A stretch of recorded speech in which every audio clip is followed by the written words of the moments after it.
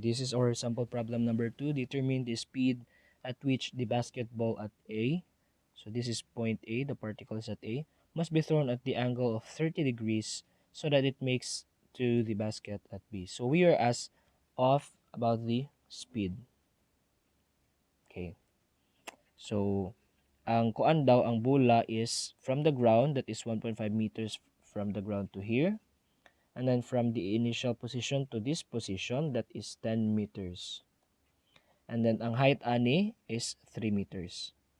So the initial position and then the final position of the ball is not on the same elevation. Therefore, we cannot use the equation solved in the previous problem. And the side ana is, ang gipangita nato is dang velocity.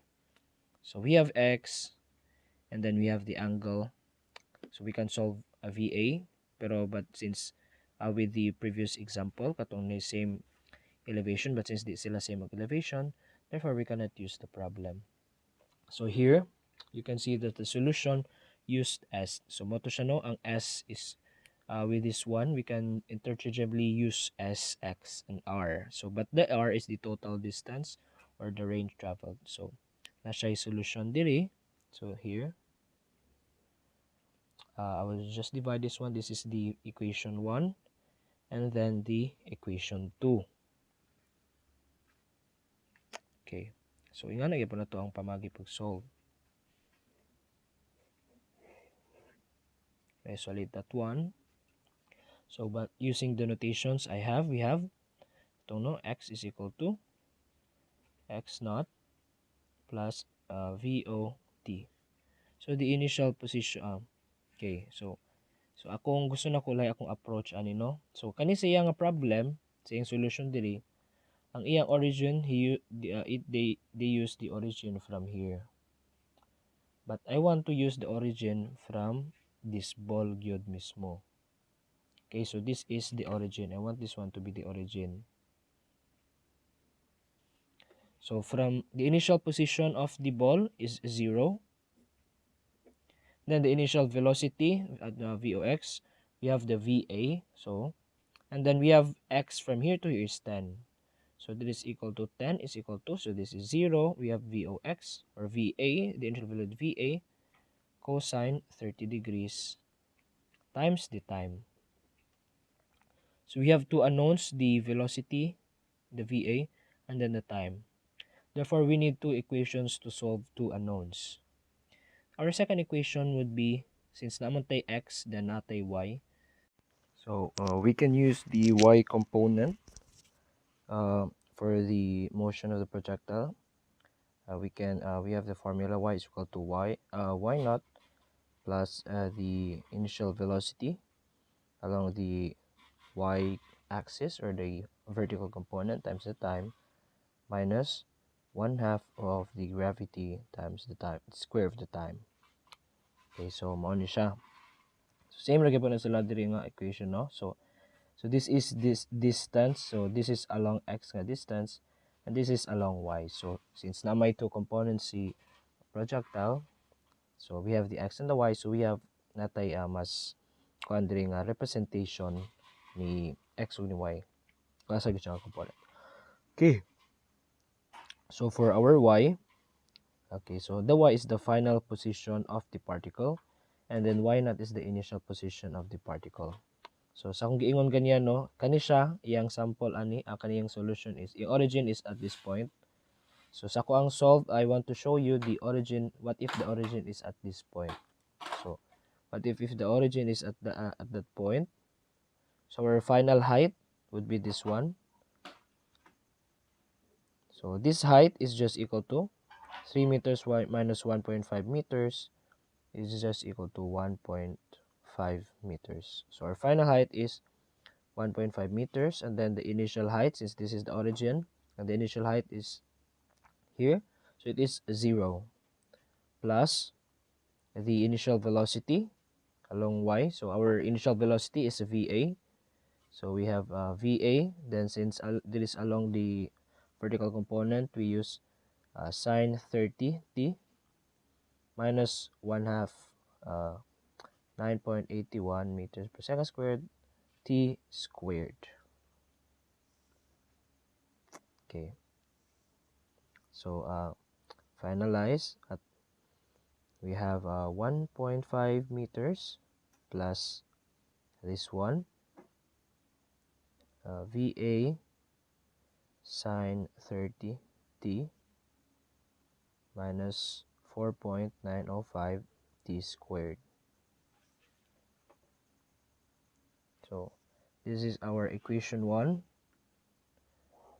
We can use this our equation 2. So sa nga style, I want to solve what is VAT. So for the equation 1, naman tayo, what is that? We have VA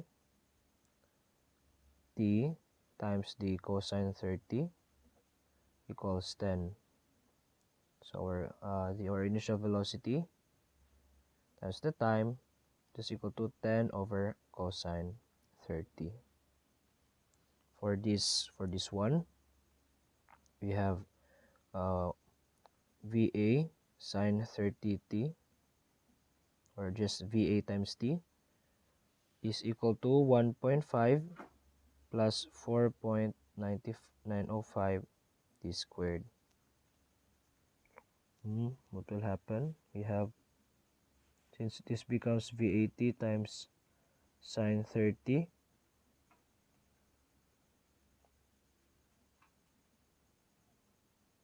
so VAT is just equal to 10 over cosine 30. So this becomes 10 over cosine 30 times sine 30 is equal to 1.5 plus 4.905 t squared. Continuing our solution. So 10 times sine 30 over cosine 30, which is tangent 30, 10 tangent 30, is equal to 5.7735. 5.7735 equals 1.5 plus 4.905 t squared. Yes. So all unknowns on the left hand side, and then all constants is on the right hand side. So 4.905 t squared is equal to 5.7735 minus 1.5.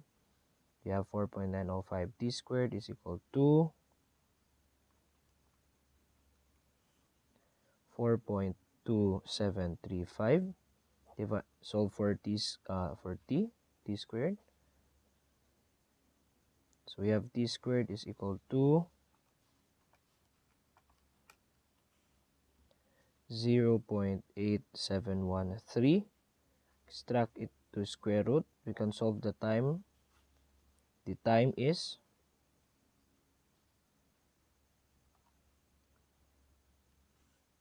0.9334 seconds.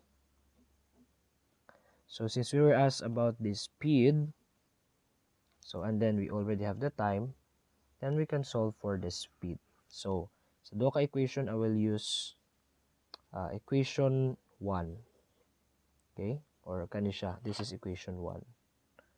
So to solve for speed, our equation 1, from equation 1, we have VA, the initial velocity at A, times the time is equal to 10 over cosine 30. Velocity, respect to velocity, the initial velocity at A is equal to 10 over cosine 30t. Substitute the value of t, of the time. So cosine 30 times 0.9334 seconds. Then we have our initial velocity at A equal to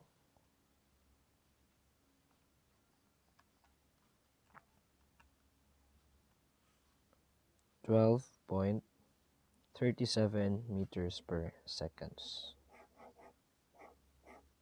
So if you round off with the nearest tenths, it is 12.4.